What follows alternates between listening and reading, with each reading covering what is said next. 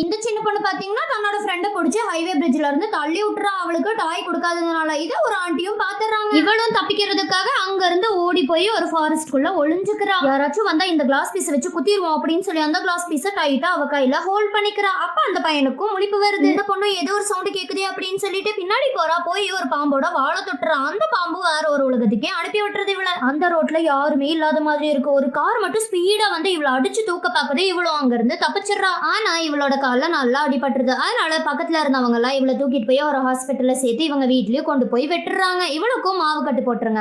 இவளும் சரி காத்து வாங்கலாம் அப்படின்னு சொல்லி ஜன்னல இருந்து எட்டி பாக்குறா. பார்த்தா இவ தள்ளி விட்ட பையனும் வெளியே நின்னுட்டு இருக்கா. இவளோட பிரம்மையா என்னன்னு தெரியல. இவளும் ரெஸ்ட் ரூம் போயிட்டு வந்து பாக்குறா. அவங்க அம்மாவும் கடைக்கு போயிருக்காங்க போல. இவளும் போலாம் அப்படின்னு சொல்லிட்டு ஸ்டெப்ஸ் இறங்குறான் அப்படின்னு சொல்லிட்டு முயற்சி பண்றான். ஆனா அவளால முடியல. பூச்சியும் உடஞ்சு கீழே விழுந்துருது. Just miss. இவ விழுக போறா. இதெல்லாம் பண்றது இந்த பையன் தான். உங்களுக்கு தோணுச்சுன்னா ஒரு லைக்கையும் தட்டி விட்டு ஒரு கமெண்ட்டையும் போட்டு விட்டுருங்க. ஆமான்னு.